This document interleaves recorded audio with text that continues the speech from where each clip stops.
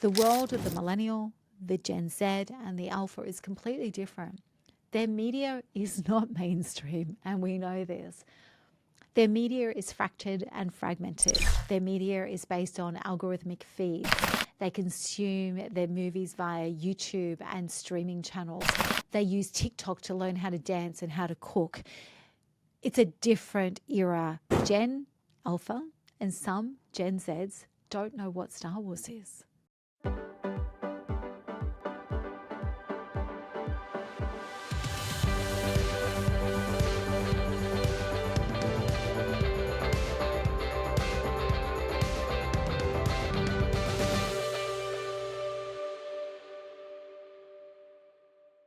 Welcome back to the Speaker Driven Business Podcast. And this is almost an episode that I feel like I'm going to be unpacking in real time with you.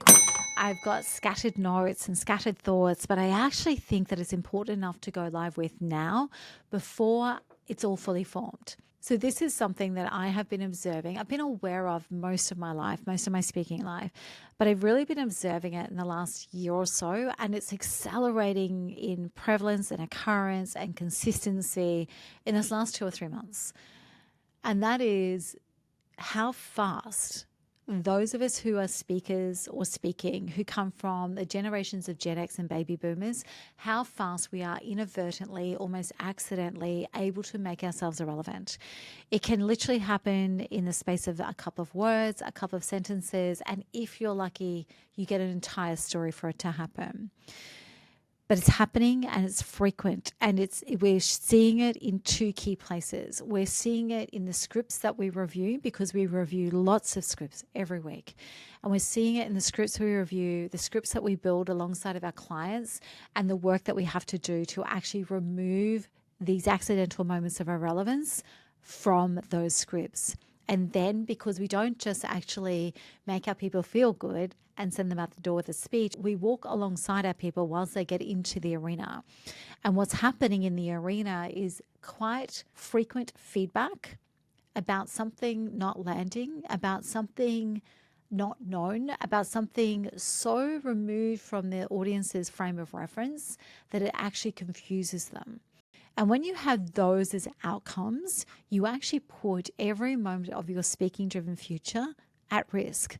And that is why we need to have this conversation. So what is the thing that I'm seeing that creates this accidental irrelevance? It is our dependency on pop cultural references.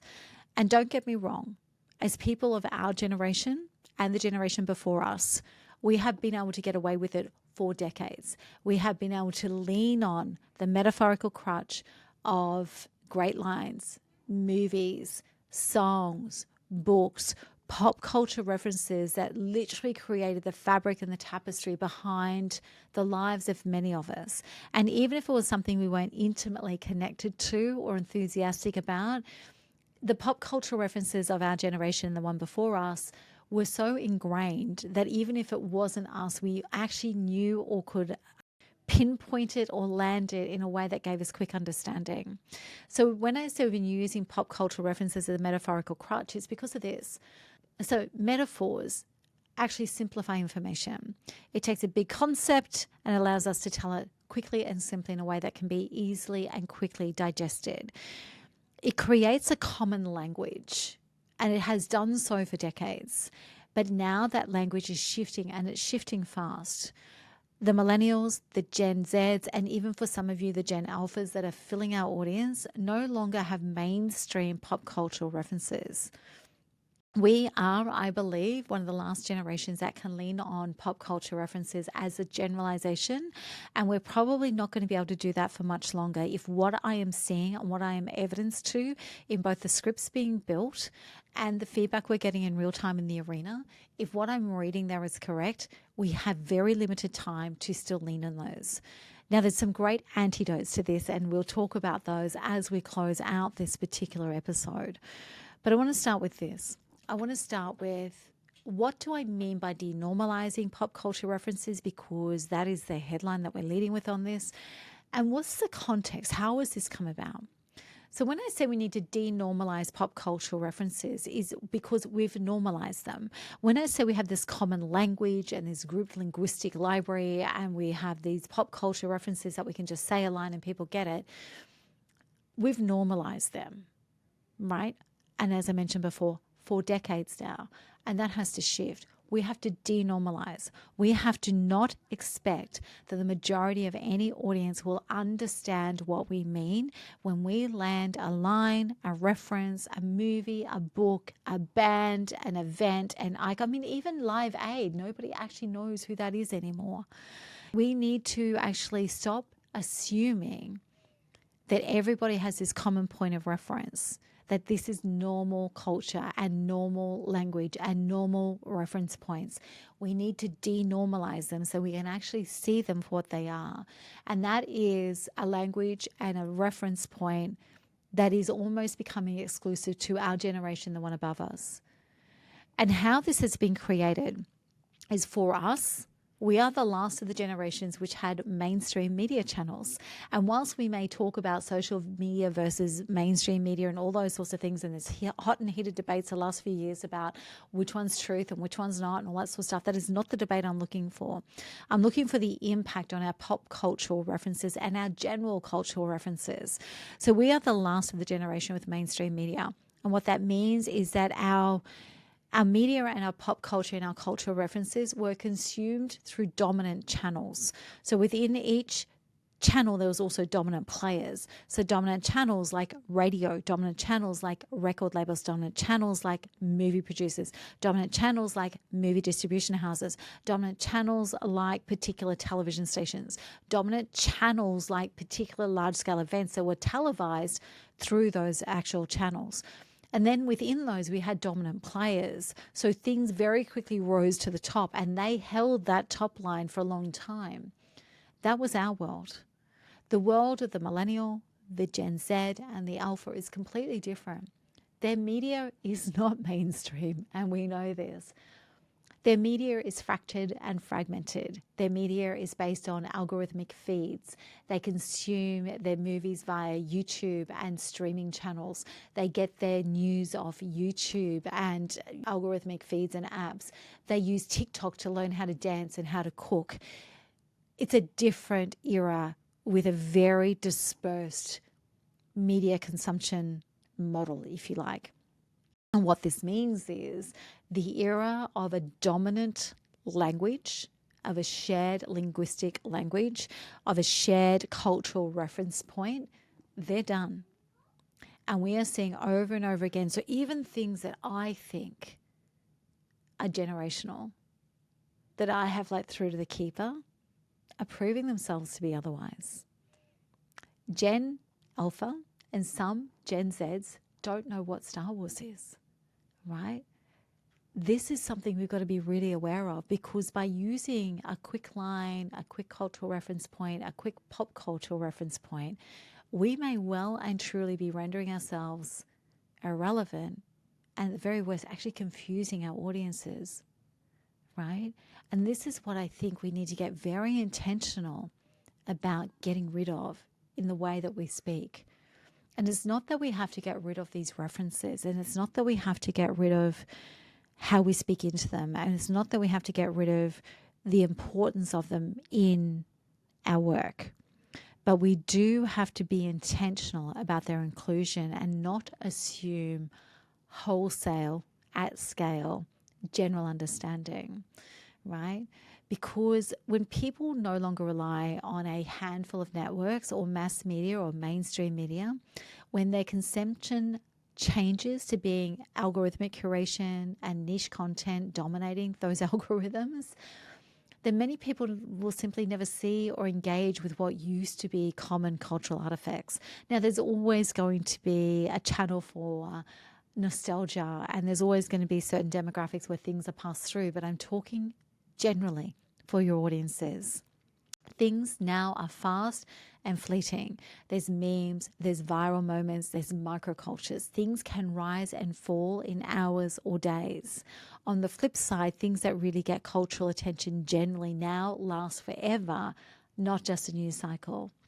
Our reference points now have to be drawn from very short half-lives.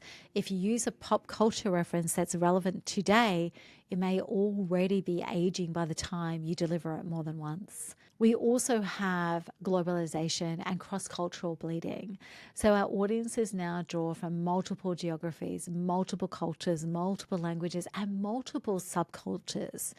Non-Anglo references or global references may actually be more familiar in many of our audiences than our own. And there's one more thing. Our newer generations, they prize fresh, surprising, and disruptive content. They don't necessarily want to hear what worked for us unless it's contextualized to their generation and their world. And it's not that one generation is different or better or worse or more anchored in this or less anchored in that. It's that every generation has lived through very different technological, political, and social landmarks. And in our workforces, we talk about how the first time in history there are 4, sometimes 5 cultures existing in a workforce.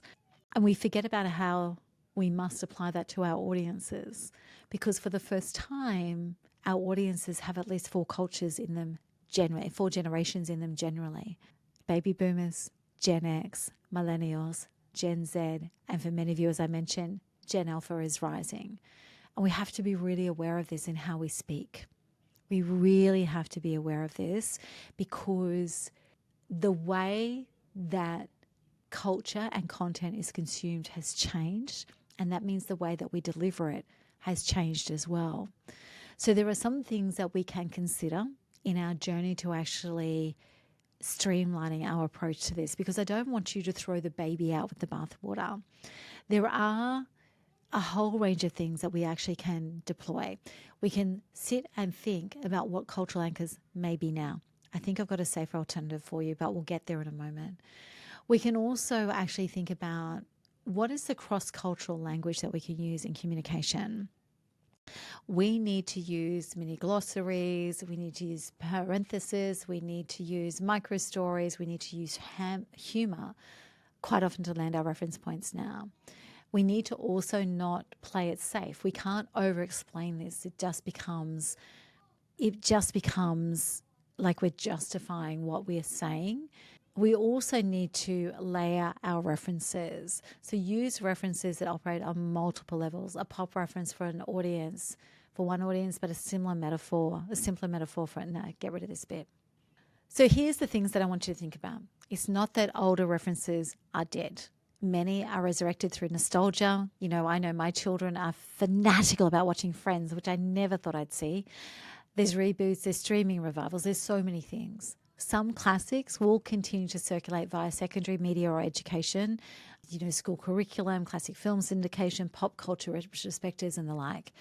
Some of our audience will share cross-generational reference points, but even those are eroding a little, right? You often see younger generations don't actually see them or know them in their original form.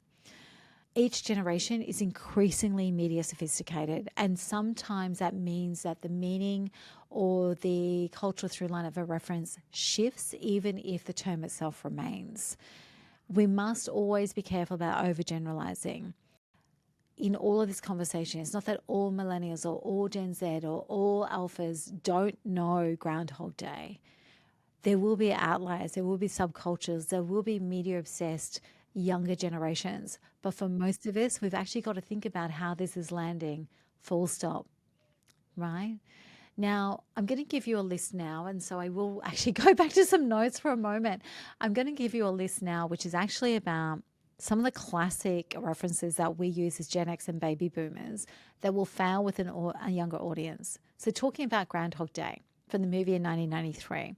I know it's been one of my favorites at times, but we actually can't use it much anymore. Gen Z particularly often have no idea that means an endless loop unless we explain it. One of my favorite movie references has always been Blues Brothers. I'm showing my age here. It's a cultural icon for our generations. But millennials and Gen Z have zero connection. And actual point of fact, if you watch it right now, you may not have connection to it anymore either. There is terminology like a broken record. Younger audiences have been raised on Spotify. They may not know the literal vinyl reference, right? Don't touch that dial. Dials have disappeared alongside remote controls. Gen Z just end up puzzled. It's like VHS versus Betamax. That was actually in a script the other day, and I didn't understand VHS versus Betamax even in my generation. But it is actually language and a whole war that no one under the age of 35, maybe under the age of 40, will ever understand, right? There's also the danger of using shorthand from movies like Harry Potter. It still lands with some, but there's less and less attachment. Friends references, Mean Girl references, Twilight references. These are all from our television shows that were so dominant in pop culture, right? But then there's also reference points that fail in the opposite direction. So, for example, from Gen Z to Gen X. So TikTok memes and dances. So, for example, Renegade, the no cap meaning no lie. That's a total miss for us as older generations. References to Twitch streamers or YouTubers such as Mr. Beast, right? So many things that are global to Gen Z that still happen are actually invisible to us. And even within Gen Z themselves won't be universal. So it's really, really interesting. But here's what I want you to understand as we dig a little bit deeper. Every generation assumes its references are universal, but they're not. It actually has never been an issue until this point for us. What was once shorthand is now a potential barrier. Where we will win is when we are able to contextualize, to explain with humor, or layer reference points together to land with mixed audiences. There's incredible opportunity here if you acknowledge the gap. If you don't acknowledge the gap, you won't go anywhere. But if you do acknowledge the gap, it's not just about comprehending and identifying it. You're probably going to be able to get a laugh and build connection across the generations. So how do we scaffold our cultural references? Well, we can start with contextualizing it before we drop it. Set the scene briefly so no one feels left out. You can say, there's a movie called Groundhog Day. It came out when I was a teenager. The main character in this movie relives the same day over and over and over the minute his alarm clock goes off. And honestly, isn't that exactly what corporate reporting can feel like? Right? So you just give some context, right? The second one is to use dual anchors, use old and new. It's like Groundhog Day. Or for Gen Z, it's like playing a video game on infinite respawn, right? So it's actually giving that contrast and that double anchor so that both can understand it. Translate the reference into the point, right? So don't assume the audience knows why the reference matters. Spell it out. So for example, if you don't know, the Blues Brothers, they were on a mission from God, a mission that consumed everything. It is the perfect picture of commitment. Right? When you do this, you turn obscurity into some clarity and the actual reference stays functional. The fourth thing is to lean into self-awareness and humor, like have a go at yourself, right? Acknowledge the generational gap as part of the delivery. I was going to say this is VHS versus Betamax, but let me translate that for anyone under 40. It's like iPhone versus Android or something along those lines. Use visuals. These slides, images, memes. For example, if you're doing Groundhog Day, show Bill Murray waking up on Groundhog Day alongside the words, same stuff, different day. Visuals can create instant context even if the audience missed the original movie, even if the audience missed the original play. Upgrade it to archetypes or emotions. So convert the reference point into universal themes. Even if you've never seen Star Wars, everyone understands, everyone has felt that moment when you're facing something bigger than you and needing to find courage that you didn't know you had. When you do this, you're actually anchoring the emotion or the archetype, which then makes it timeless and cross-cultural. You can also check the room. Do a quick pulse check. Hands up if you've seen Mean Girls. Okay, a couple of you. For the rest of you, just know it's the ultimate playbook on high school politics run by girls, right? That allows you to pivot on the fly and it also creates some interaction. The next thing we can do is reframe it with it's like, okay? So layer a simile or a metaphor immediately over the reference. It felt like the Matrix, that moment when you realize the world isn't what you thought. It's like waking up and discovering everything has changed overnight. So by using analogies, we make the reference point universal. And the next thing is we can leverage memes as universal translators. Use the meme version of the reference instead of the translation. So use, for example, God, what's one that comes to mind? Use, for example, the Titanic. Instead of referencing the Titanic, not that I know why you would, but instead of referencing the Titanic, use the meme, right? I'm the king of the world with Leonardo DiCaprio leaning out from the deck. Use memes, right?